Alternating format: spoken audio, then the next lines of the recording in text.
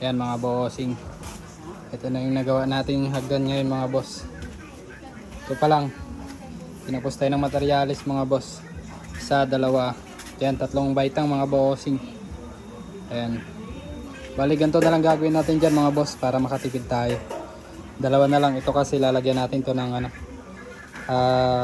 tawag na ito. Hot deflex. Hot deflex yung sasapin natin dyan.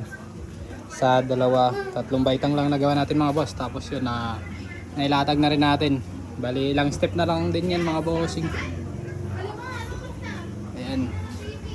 Inawa na mga bossing. Hindi na kahoy yung gagamitin natin sa sunod na araw.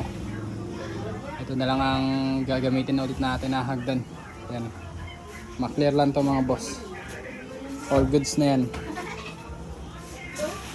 Ayan. Bukas biyahe na ulit tayo nito mga bossing. Kaya baka next week na natin ito magagawa.